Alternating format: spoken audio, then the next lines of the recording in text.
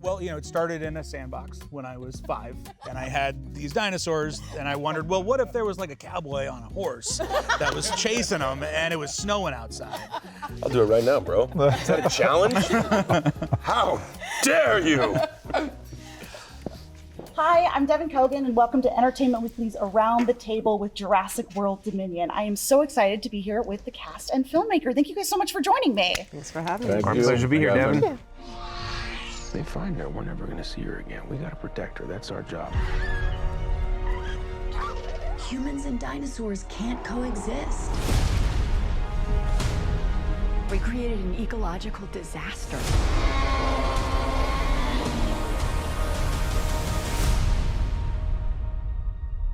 Ellie Sattler. Alan Grant. You didn't come out all this way just to catch up now, did you? You coming or what? I'm so excited to talk to you guys about this film. Colin, I'd love to start with you. I know you've built this as sort of the finale to this, decades-long story. What was most important to you about, getting that finale right? That we were making the end of a 30-year story that was the end of 3 movies and the end of 6 movies at the same time. We're bringing in our legacy cast who all have, as far as I was concerned, an unfinished story. We want to know how they've changed, how they've evolved, how they look at the new world that's been created as a result of, in some ways, the actions of these characters who have a lot of guilt for it and are in need of redemption. And we have a lot of dinosaurs who've been displaced who we want for them to find a home. We want to know they're safe. So hopefully the audience comes in wanting a lot of things that we can all deliver. Did you feel a sense of pressure? This is sort of the finale to this, like you said, this decades-long story. Every day. No, I mean, when you make even one sequel to one of the greatest movies of all time, directed by Steven Spielberg, you're going to look yourself in the mirror sometimes and wonder why or how you got there. But then, luckily, with all of us together, especially on this movie, we were able to collaborate and make a movie that I think we have a sense of shared ownership over creatively, and that made it a lot easier to walk out there every day. Bryce and Chris, you've obviously played in this world before, but what was it like for you to sort of unite with these legacy actors and sort of continue that story? It was a big deal. I mean, we had been talking about this sort of fantasy idea of what a third movie would be, where we would be like, oh my God, it'd be Jeff Goldblum and Laura Dern and Sam Neill. And I mean, that was something that we always sort of aspired to reach that point. And the fact that we did unto itself is incredibly exciting. But the reality is that these are 3 actors who are at the absolute top of their game. I mean, Laura, when we were shooting, had just won an Oscar. And so it was not just the honor and privilege of getting to work with the cast of Jurassic Park. I mean, it was the fact that we were working with Jeff Goldblum and Laura Dern and Sam Neill. And so, it was a masterclass in every single sense. I mean, you loved it, yeah? Oh, yeah, I mean, I remember, I'll never forget when I talked to Colin on the phone, he just gave me the breakdown, this is long ago, of what this story was gonna be. And I think for myself, I obviously understood the allure of having the legacy cast back. Who doesn't wanna see that? And when you're making these big movies, a big studio movie, you want to set it up so everyone wants to come see it. I was just wondering, how are you gonna do it in a way that really pays off those characters? And when he told me the story, I thought, oh my God, that's actually perfect. That's great. That's such a real story. It's completely unexpected. I mean, for the most part, people see a Jurassic film, they think they know what they're stepping into. It's gonna be these great characters and the dinosaurs, and dinosaurs are gonna freak out and start eating people. That's kind of like the formula. But this really breaks the formula, and because of what happened in Fallen Kingdom, the last film that came out, this is the technology, the dinosaurs, the threat is global, and the stories that bring these 2 franchises together, it's totally organic, it's super inventive, it's really unexpected, and it's good. And so when he told me the whole thing, I was just like, oh my God, I'm so glad that you're in charge of all this, Colin, because if it was up to me, I'd have blown it. So you have a brilliant man right here coming up with a really great story that justifies the legacy cast coming back. Yeah, Jeff, what was that like for you? Because you were obviously in the last film, but this is you, back with Sam and Laura running from dinosaurs again. What was that like? They are great. We haven't been in a movie together, any of us, since 1993. They're fantastic, of course, but to be with this spectacular cast, it was very dreamy, and yeah, Colin, it's interesting, isn't it? How you came up with this. It's a challenging, tall order, like you alluded to, like you're talking about. But you'd been thinking about it. You had said, and I'm curious to know more about it, for like a long time, right? You've had this kind of an idea. How would you do it? Because it is a great and delightful responsibility and opportunity to sort of deliver something to the audience that is hungry and interested and sensitive to what we might offer. And you can miss the bullseye a lot of ways, but you had a vision developed from decades ago. Isn't that so? Well, it started in a sandbox when I was 5, and I had these dinosaurs, and I wondered, well, what if there was like a cowboy on a horse that was chasing them, and it was snowing outside, and here we are. I will say that I think part of what made us tell a story that hopefully does feel organic and authentic to the world that we're creating is that when we first spoke from the very beginning, we sat down and we talked about, where is Ian Malcolm now? This is 30 years that have passed. Has he changed? And if he has, how has he changed? And Laura, the same way, with Ellie Sattler, an iconic character and has inspired so many young girls of the time to become scientists and paleontologists. And how has her life changed? And once we figured that out, we were able to create storylines that hopefully were echoing something true within each of the actors, because it was coming directly from them and not just Emily and I in a room trying to figure out, well, what would they feel? Emily Carmichael, you wrote the script with. Boy, she terrific. And Derek Connolly, how did you work? Because you'd worked with him before, and you'd been cooking this up for a while with him too. Well, when we finished Jurassic World, when the movie came out, Derek and I went on a road trip, and we drove. I had to take my car home from here to Vermont, where I live. And on that road trip, we talked about what Fallen Kingdom was going to be and what Dominion could be. And then when Emily came in to actually write the script, Derek and I had a set of very clear ideas, and we had a story, but we both really wanted her perspective to come in and look at it and say, okay, well, what about this and what about this? And so there were all these new ideas that came in, and we were able to build something that hopefully doesn't feel at every moment like it's a writer writing. Each of these voices feel like they came from the people sitting around me and Emily and I and a lot of people who are involved.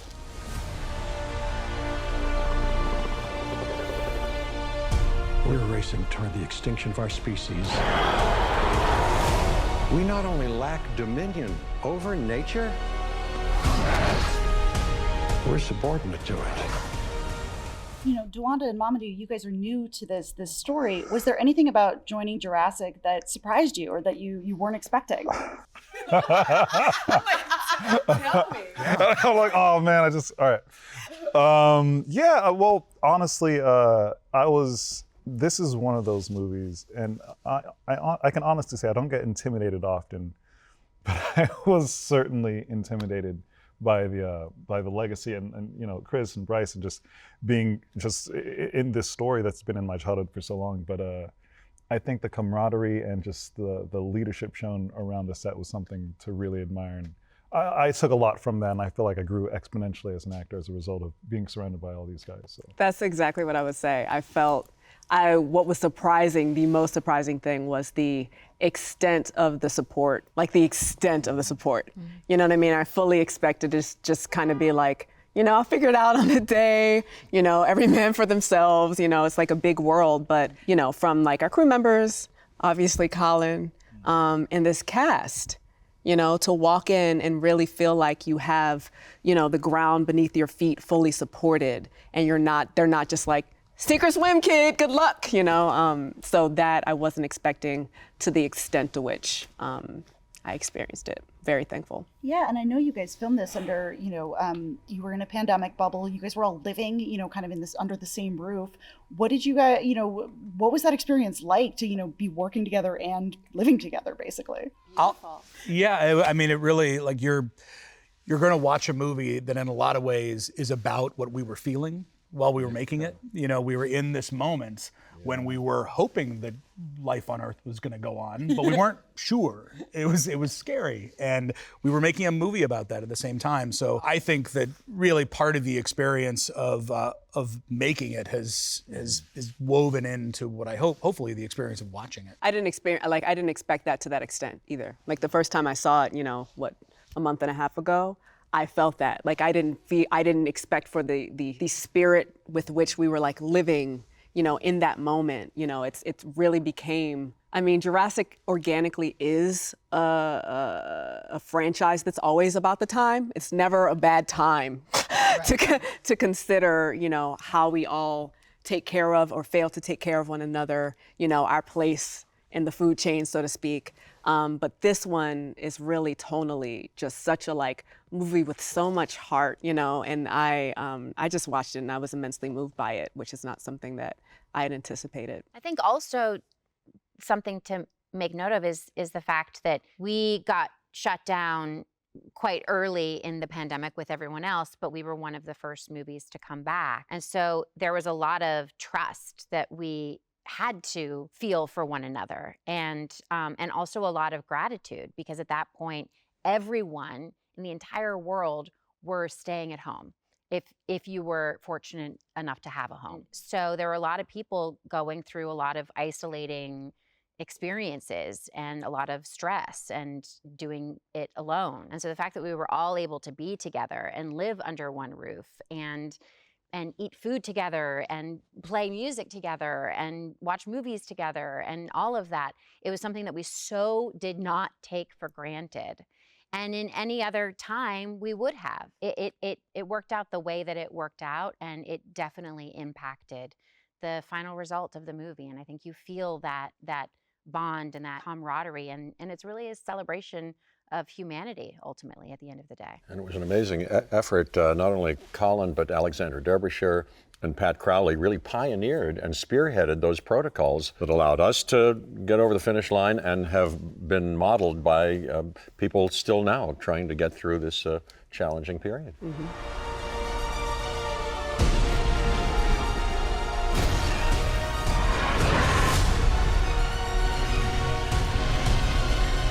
Come back. I always come back.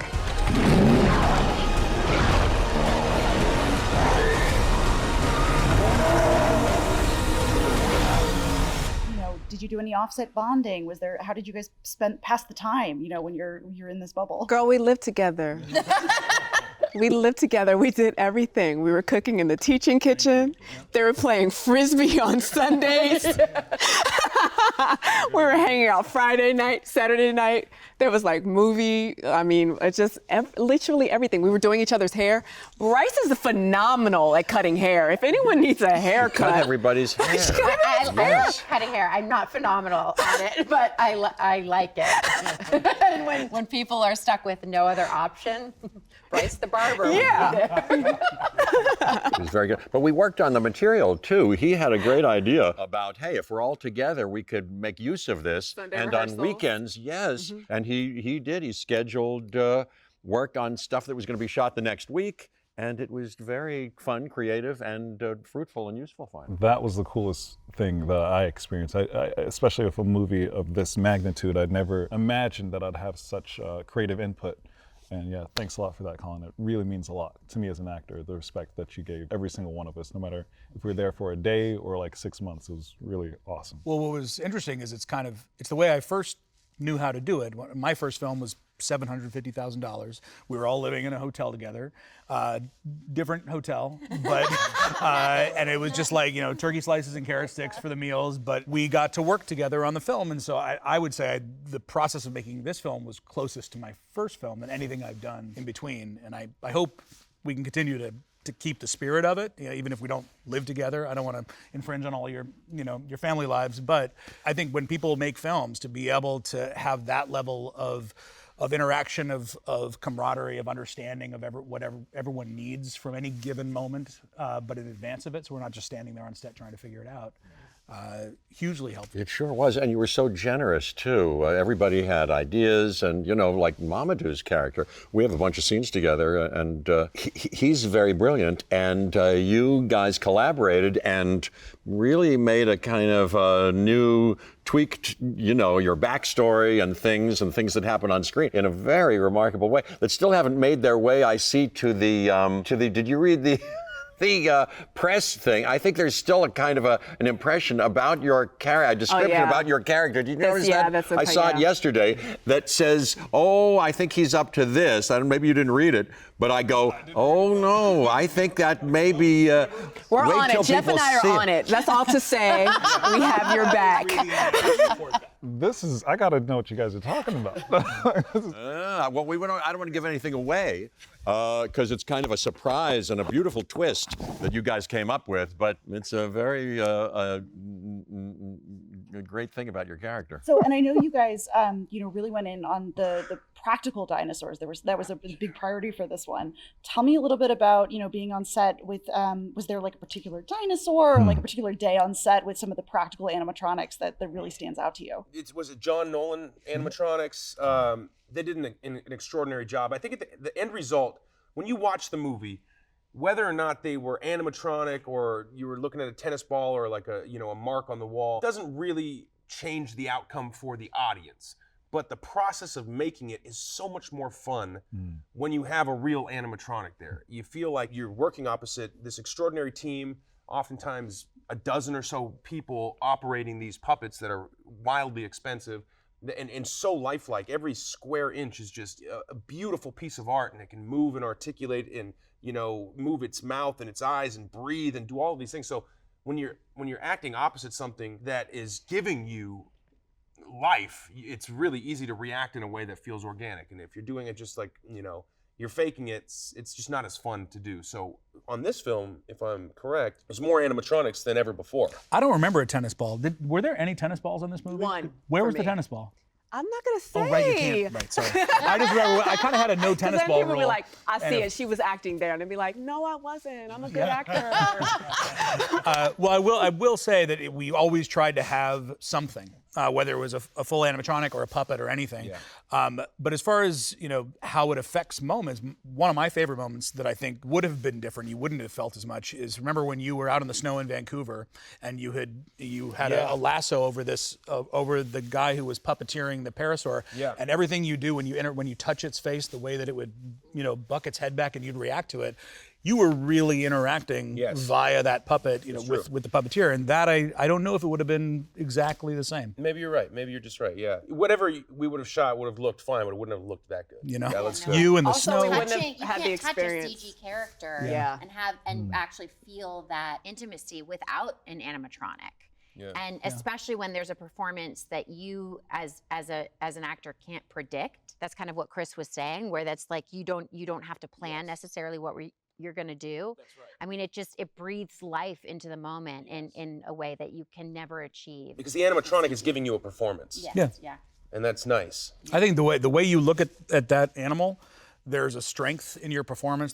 You feel like you are worried for, you're concerned for it. Like there's like a real depth to it, and I feel like if I imagine a tennis ball swinging like this in front of you, I don't think that you would have had that depth of emotion that I see in your eyes. I think the layperson couldn't.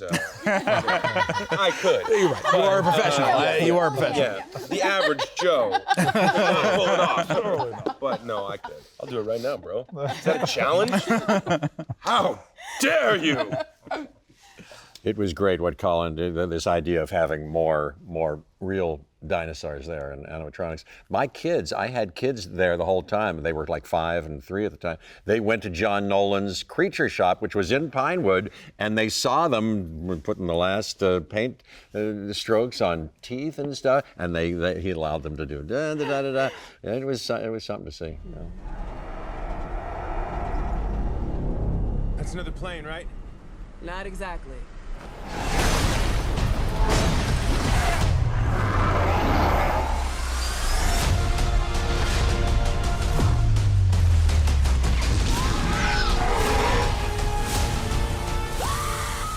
And there's a lot of really fun stunts in this film. You know, you're riding motorcycles, you're on horseback, flying planes. Was there like a particular skill any of you guys learned, or like a particular stunt that you're really proud of? I failed to learn how to drive a stick shift, and in my defense, that truck that you see in the movie was as rickety as it looks. And I always want to give a shout out to Naomi Schiff because she's the actual like stunt driver of those like driving sequences for Kayla. And man, she made me look cool. I call her Driver Kayla because that entire Malta sequence, and I tried to learn how to like operate that truck. You know, there were I had 5 sessions, okay? I had 5 sessions, 5! And by the time we got to set, you know, it ended up being like the truck inside the studio by the time we got there, you know, and I remember because I was working with Bryce that day, and I remember like stalling out and being like, nope, I am not gonna crash this truck into this multi-billion-dollar, however much it was, set. I'm not doing it. I think when I gave the directive of like, what is this vehicle going to look like? I said it's an Italian contractor who inherited from his father. And so 1985, but very specific. We have the name of the company on the side, but thanks to that, you had a stick shift. Yeah, that was not gonna happen.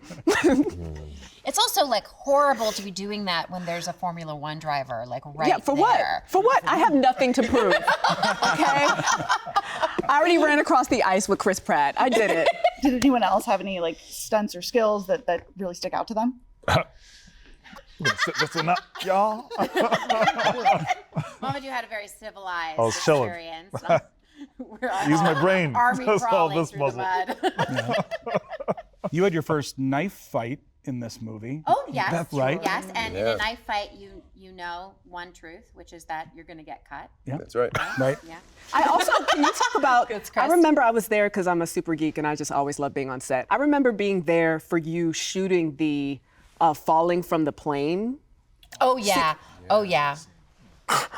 It was the most like mind-blowing. I'm like, let me just take some notes heck right quick. That was my first day. You were the first person to film when we came back after the pandemic, and that was my first day back. But it was after you had been filming. That was your all this first kind day of stuff. Yeah, back? that was my first day You back. said saddle up? Yeah. Give me these bruises. I know, oh my God, the bruises. I mean, I was just so happy that I wasn't actually having to drop out of a plane, because Colin sort of like suggested that a couple of years prior. I may have. And yeah, and I try to be game for anything. And I was just like, oh, you want me to? And I said, I was I had like, a safe insurance way. I had a is safe way okay. to do it. Yeah, I had a safe way to do it. Oh my God. So I just needed that day to work, because if it didn't, Then there you'd be was a jumping out of chance plane. he was He was throwing gonna me jump you out of plane. I remember when I pitched. It probably the does sound Rocket crazy. Man That you were premiere, and gonna, I was sitting between that you and Annis? you were gonna Yeah. basically we're gonna take a human and make it so they could create a chair, like a green human, right? Who was the tandem, and you were gonna sit in like the lap, and we put a brace. Yeah. We talked about it. I'm glad you're here, and I'm glad we didn't do Yeah, it. yeah. It would have yeah. either been on the first day of shooting or the last. Yeah. That's why I said, I was like, if insurance is cool with it. I sent a couple of videos of like parachute fails and stuff like that. I started to take the hint after the third parachute fail video. I took the hint. Let's find Oh, another this way. looks. That looks like that person got hurt. No. And yeah, for any of you guys, was there like a particular moment on set or like a particular scene you shot that really sticks out in your mind as particularly memorable for you? Oh my gosh. I feel like this movie was so big that asking that question would be like, you know, what's your favorite Beatles song? Like at any moment I'll give you a different answer. I'm thinking right now, you know, because we were having to call a lot of audibles, we intended to go to Malta and shoot in Malta, but because of sort of the world shutting down, they created Malta in this massive underground marketplace, and the set was monstrous. I don't know how. It was absolutely incredible, and just walking down into that set and seeing all of the extras and the sort of seedy underbelly of the black market dinosaur trade, and they were like roasting these giant locusts on a fire. Remember and they the were, guy who was like 8 selling feet gross- tall? He's like 8 feet tall. Yeah, there's like an 8-foot tall butcher character, and then we're meeting your character for Well, the it first changed my time. You're like, performance because I was like, oh, this is how tough I am? Yeah. Yes, exactly. Oh, You're like, this is oh. So let me fix my posture. Get my You guys posture didn't go together. to Malta. These two, yeah, they didn't. We did. Oh, The yeah, movie I was did. supposed to say, The wow. movie went to Malta, was but they crazy. weren't going to send us to Malta, and so we had to recreate all of our Malta stuff on sound stages to tie, seamlessly into the stuff that was shot in Malta. I remember that. So there was a moment when we were shooting on the outdoor Malta set at Pinewood, and I was getting every take that was being shot by a unit in Malta was coming in on an iPad. So I would do a take with you, and then we'd come up and I'd look at a take there, and I'd talk to back to here. So just simultaneously directing the same scene in 2 different countries at the same time. Well, because this is the first. I mean, how many continents were we shooting on? 9 or 10. It's 9 or 10. Continents, yes. Yeah. 10 continents. And Chris, how many do you All think of them. there are? All of them. But what's 4? Maybe 2, but it's, How many countries then? definitely 4. 4 countries. 4 countries. 4 countries plus. There's shots from other countries that are in the movie. But the idea but the sense is Jurassic World is truly not just a theme park called Jurassic World, but it is Jurassic World. It is the world. It's international. Jurassic. We've got, you're close to the ocean, you're on top of a mountain, you're in a hot desert, you're in the middle of snow, it's hot, cold, fast, slow, it feels global. Feels more like a Bourne movie or a Bond movie than your typical Jurassic film. I remember thinking that when we actually decided to change, you changed the name of Steven Spielberg's franchise, you better have a reason. And the reason was, well, if we go down this path that we want to go down and open this up so there's dinosaurs coexisting with humans, it's just not Jurassic Park anymore. It's just not a park. Like it is clearly bigger, and so to make that choice in advance, to be able to call it, this is the name of the theme park, but it's also what we're doing here and what we hope people will enjoy. If our world's gonna survive, what matters is what we do now. I could use your expertise. You coming or what? A baby raptor? I made a promise we would bring her home. You made a promise to a dinosaur. Yeah. What? When you were working on the first Jurassic World, you were already thinking, like, I want to go global and I want to see, dinosaurs coexisting with humans, like not outside of the park. Yeah, for me, just because I feel like we'd only, animals coexist with us on this planet in so many different ways, and we'd only seen zoo. But we have animals as pets, and they're in the wild, and if you go into their territory, they could hurt you. There's this tenuous relationship, this balance that I think there was a lot to say about if we could just, create a story where that hopefully felt justified, made some sense. Yeah, and I'd imagine that'd be such a fun world to play in creatively, just sort of let your creativity run wild. Okay, where can we put dinosaurs? What would this situation look like? Yeah, I mean, we were pretty unleashed when it comes to our creativity. I don't think we held back on this one. No. If I'm someone who's like, if you get to make a movie, make a movie. I mean, go for it, right? You get to make a movie. What I like is that many of the storylines are not like if you were to sit down with your friends and come up with, the 10 best things you'd want to see how dinosaurs or this technology around the Earth could manifest itself. Like, what would it look like? I don't think you would guess the ways that you came up with. They're really unexpected, and they give this a sense of freshness audiences are, I think, going to love. They don't know it's one of those things where you're giving them what they want but not what they expect. Well, it's mostly because of, in a lot of ways, Laura Dern, whose character is the engine of that element of our plot in a lot of ways, and because Ellie Sattler was a paleobotanist. That's a very specific job that we didn't know existed before that happened. I'm like, all right, well, she studies how ancient plants could and modern plants could help us, survive. And it did create a story about genetic power on a much greater scale than just dinosaurs. That was driven by the fact that, however much she was able to become an icon in Jurassic Park, she'd never had a movie where she was the engine of the story. And so being able to do that with this film, I thought, just for me as a fan, of her and of these films, I love that we got to do it. And Colin, you've talked about this as the finale. is it really the finale? Is there any chance that we could see this story continue down the line? Only because I feel like there are a lot of young filmmakers who should have the opportunity to play in this sandbox, that I would never take that away from anybody. And so if that's, if the audience loves this saga that we've created, these 6 films, even though this is the end of this story that we've been telling, I just feel like, I know there's some kid out there playing in a sandbox with dinosaurs who's gonna have a Jurassic story to tell. Everybody hold on to somebody.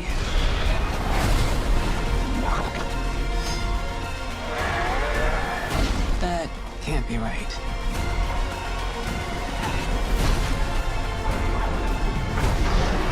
What is that? Biggest carnivore the world has ever seen. Run! See? Not so bad. Again, thinking back, is there anything particularly memorable day on set, or something that really, like sticks out to you guys when you think back to filming? I got one. The last day of shooting. Helicopter. You know exactly where I'm going. Yeah. Yep. This guy Jeff, he can do it. He has this beautiful George Bernard Shaw poem, Committed to Memory.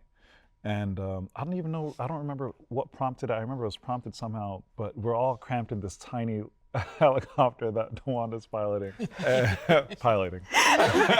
And yeah, it just kind of took, I remember taking all of our breaths away. It was, I saw it recently because it's on the Blu-ray. That's the coolest thing. That's the coolest thing. They have this great documentary, awesome. I and saw the it. very They end did of it. it is that moment. And what was amazing to me is how everyone responded to you actually having nothing to say for a second. There was just like this pause, but then you did.